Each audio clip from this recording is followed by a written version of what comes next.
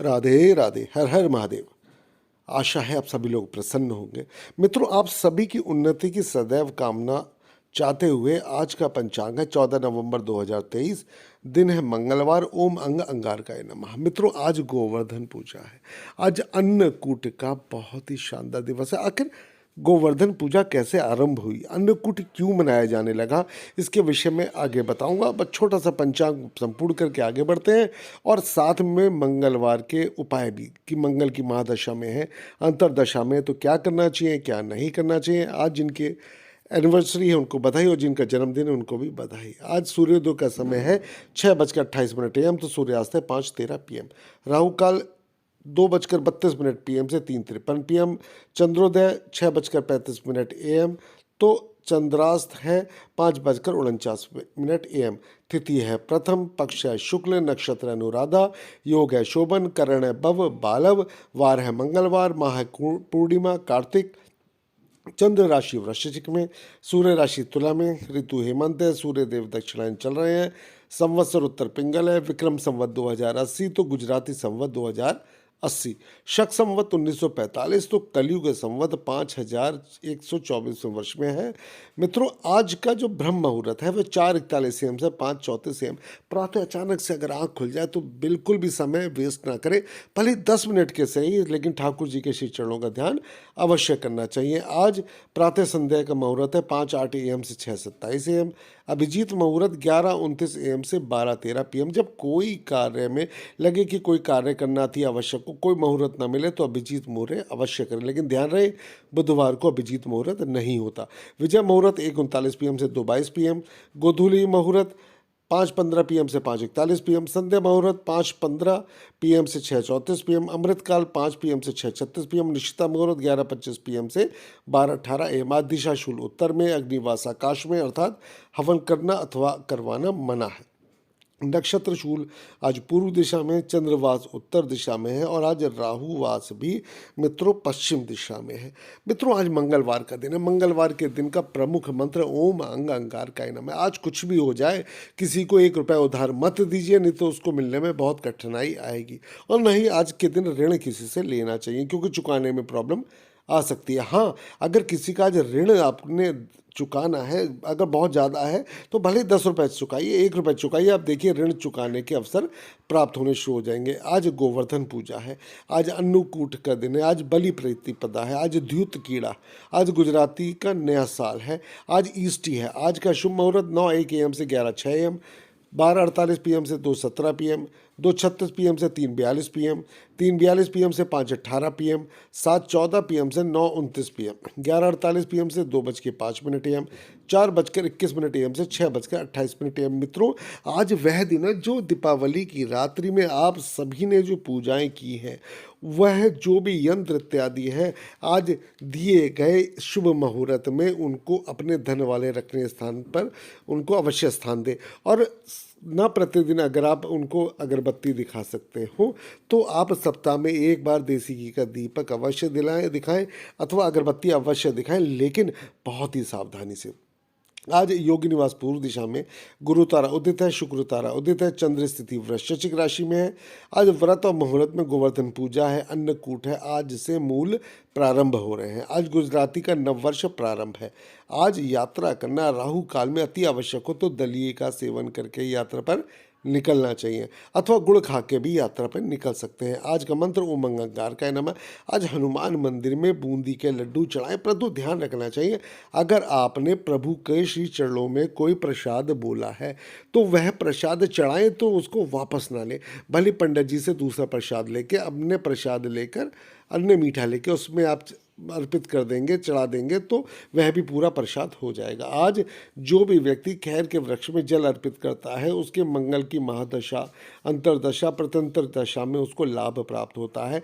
अगर मंगल कुछ स्थान पर बैठा है, अर्थात द्वितीय स्थान पर बैठा है, तो बहुत सारे खर्चे करवाता है, लेकिन उपाय करने पर बहुत सारे आपकी जो प्रॉब्लम्स हैं वह दूर हो जाते हैं। मंगल की महादशा, अंतरदशा में लाभ पाने का बहुत ही अच्छा उपाय है।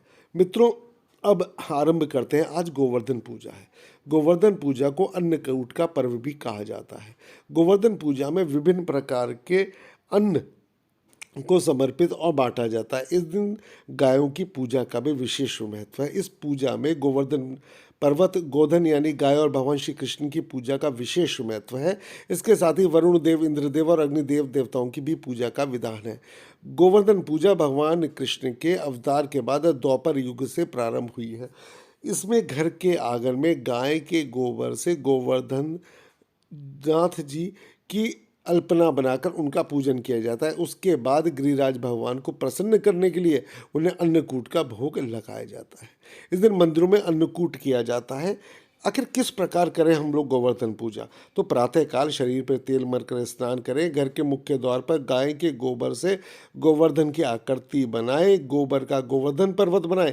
पास में ग्वाल, बाल, पेड़ पौधों की आकृति बनाएं। मध्य में भगवान कृष्ण की मूर्ति रख दीजिए। देखिए, उसके बाद भगवान कृष्ण, ग्वाल, बाल और गोवर्धन पर्वत का पूजन करें।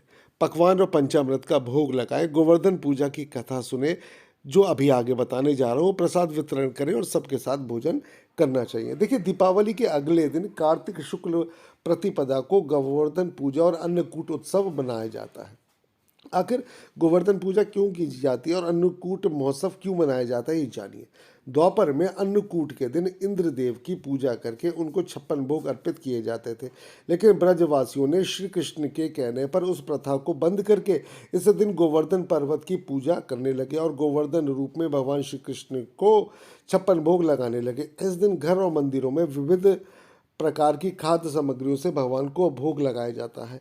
इस दिन गोबर से गोवर्धन की आकृति बनाकर उनके समीप विराजमान कृष्ण के सम्मुख गाय और ग्वाल बालों की रोली, चावल, फूल, जल, मौली, दही और तेल का दीपक जलाकर पूजा और परिक्रमा की जाती है। ग्रामीण क्षेत्र में अन्नकूट महोत्सव इसलिए मनाया जाता है क्योंकि इस दिन नए अनाज की शुरुआत भगवान को भोग लगाकर की जाती है। इस दिन गाय, बैल आदि पशुओं को स्नान करा के धूप, चंदन तथा फूल माला पहनाकर उनका पूजन किया जाता है। गौ माताओं को मिठाई खिलाकर उनकी आरती उतारते हैं और प्रदक्षिणा भी करते हैं। लेकिन आरती उतारिए मित्रों, लेकिन दूर से। अन्नकूट पर्व मनाने से मनुष्य को लंबी आयु और आरोग्य की प्राप्ति होती है। साथ ही दारिद्र्य का नाश होकर मनुष्य जीवन पर्यंत सुखी और समृद्ध रहता है। ऐसा माना जाता है कि यदि इस दिन कोई मनुष्य दुखी रहता है तो वह वर्ष भर दुखी ही रहेगा। इसलिए हर मनुष्य को इस दिन प्रसन्न रहकर भगवान श्री कृष्ण के प्रिय अन्नकूट उत्सव को भक्तिपूर्वक और आनंदपूर्वक मनाना चाहिए। इसकी जो पौराणिक कथा है, एक बार भगवान इंद्र ने कुपित होकर ब्रजमंडल में मूसलाधार वर्षा कर दी। इस वर्षा से ब्रजवासियों को बचाने के लिए भगवान श्री कृष्ण ने 7 दिन तक गोवर्धन पर्वत को अपनी छोटी उंगली पर उठाकर इंद्र का मान मर्दन किया था। उस पर्वत के नीचे 7 दिन तक सभी ग्रामीणों के साथ ही गोप गोपिकाएं उसकी छाया में सुखपूर्वक रहे। फिर ब्रह्मा जी ने इंद्र को बताया कि पृथ्वी पर भगवान विष्णु ने ही भगवान श्री कृष्ण के रूप में जन्म लिया है, उनसे बैर लेना उचित नहीं है। यह जानकर भगवान इंद्रदेव ने भगवान श्री कृष्ण से क्षमा याचना की। भगवान श्री कृष्ण ने 7वें दिन गोवर्धन पर्वत को नीचे रखा और हर वर्ष गोवर्धन पूजा करके अन्नकूट उत्सव मनाने की आज्ञा दी। तभी से यह उत्सव अन्नकूट के नाम से मनाया जाने लगा। मित्रों, भगवान श्री कृष्ण की यह कथा बहुत ही मनोरम है और साथ में यह संदेश भी देती है कि ठाकुर जी के श्री चरणों में जो भी आता है वह जीवन में लाभ प्राप्त करता है। आज आपको एक बहुत ही महत्वपूर्ण बात बताता हूँ। जैसे हम सभी लोग पूजा आराधना करते हैं। अगर धन आपके पास नहीं है तो आपको धन के लिए अत्यधिक प्रयत्न करते हैं, तो गीता का 9वां अध्याय आप प्रतिदिन पढ़ें। आप देखिए, उसमें स्वयं भगवान श्री कृष्ण ने अपने मुखारबिंद से कहा है कि जो भी व्यक्ति गीता का 9वां अध्याय प्रतिदिन पढ़ता है, उसके योग क्षेम की जिम्मेदारी वह स्वयं ले लेते हैं। देखिए, भगवान श्री कृष्ण का जो रूप है वो बहुत ही न्यारा। आगे चल के आपको कुछ कथाओं का विषय में बताऊंगा। जो कथाएं आपको जो भी मैं बताता हूँ, मैं का मतलब मैं तो कुछ है नहीं मित्रों, मैं तो सिर्फ कृष्ण है ना। तो आप यकीन करें, पुराणों से संबंधित हैं और बहुत ही अच्छी है। राधे राधे, हर हर महादेव।